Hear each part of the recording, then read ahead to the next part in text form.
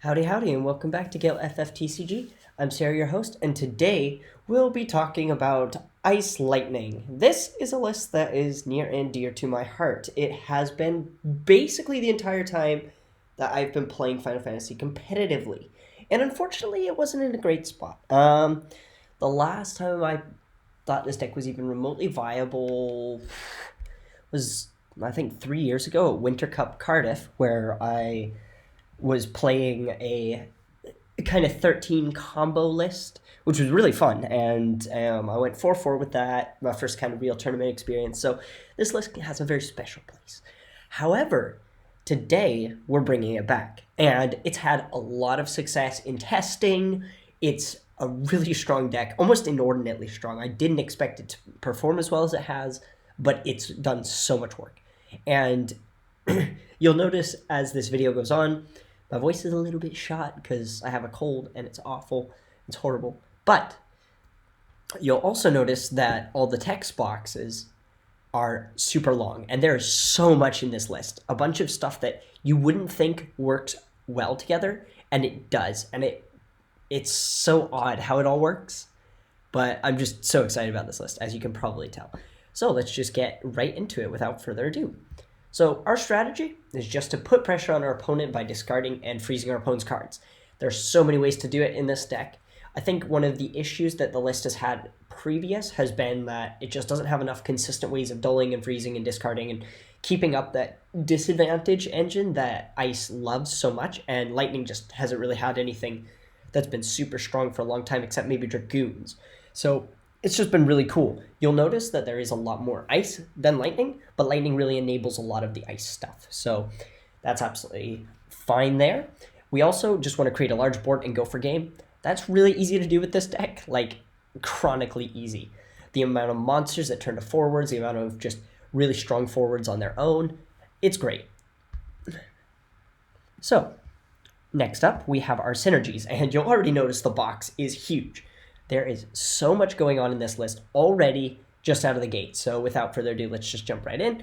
We have our FFT characters, buff Agrias. There is quite a few. There's the Dugaltana. There's the Argath, which is a little cool tech. Mustadio.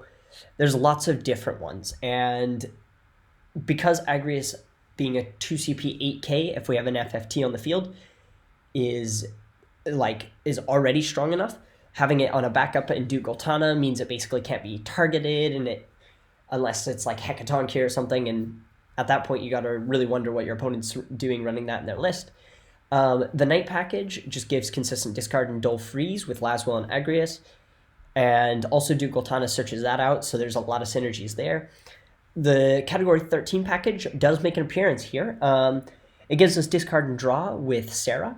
And on top of that, Lumina searches Serah, and Serah needs a Category 13 character that's not Ice.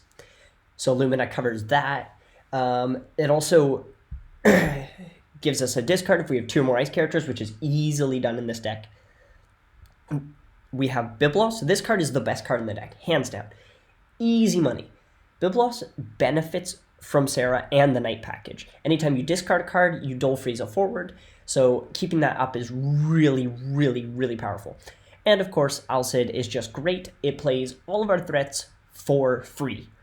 And that's something this deck needs. It needs to keep up the pressure. But fortunately for us, it does that in a really massive way. So over to card advantage. We have so many searches. I'm pretty sure every backup in this game either searches a backup or searches a vital piece. So it's already going great. Celeste searches Lock, that basically cascades us into a backup. Dugaltana searches out the Knight package. Gramis can search the al-cid. You have Reeve that searches for the Kate Sith. You have Lumina, which searches for Serah. You have Nagmalata that searches for all our monsters. There's just a lot of really cool stuff in here. And obviously Dugaltana searches out our Knights. So you're basically, every card in the backup line basically searches, except for like Unalaska, Kate Sith, and Kazusa, I think, are really the only things that don't search, and they are still just about. Oh, and Kronos. Kronos doesn't search either. There's consistent discard in this deck. It just gives us so much advantage. Laswell, whenever a Knight attacks, at the end of turn, your opponent discards a card. And Glaciolabolus can also discard cards. Biblos, when you have damage 3, it discards cards. Serah, if you discard cards, you also get to draw cards. These are really strong. We've got Argath to buff Agrias, but also force discard. It's just so strong, the amount of crazy, the amount of consistent discard. Unalesca was a huge print this set, where we can discard dead cards to force our opponent to discard their hand. That's really strong. Kate Sith removing these sort of things is also great. Over to removal, this again is a massive list. We have Remu that deals with threats, and it gets around Cecil.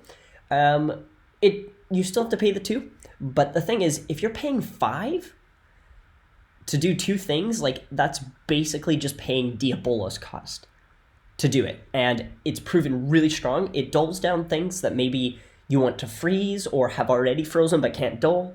It can kill active things that maybe we can't freeze. All sorts of different, just really strong stuff. Same is very true with Glaciolabolus. It makes a comeback. If you look at the notes, Glacia does trigger Biblos on our opponent's turn. Biblos' effect isn't locked into our turn, so we go cast Glaciolabolus on our opponent's turn. They discard something, we dull freeze something before combat.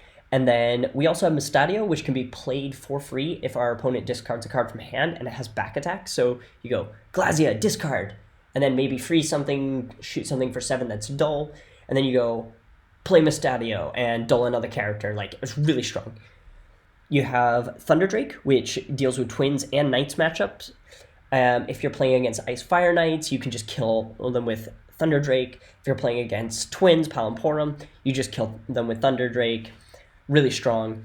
And Kate Sith removes threats from our opponent's hand, and also all the discards additional that's in this deck does much the same.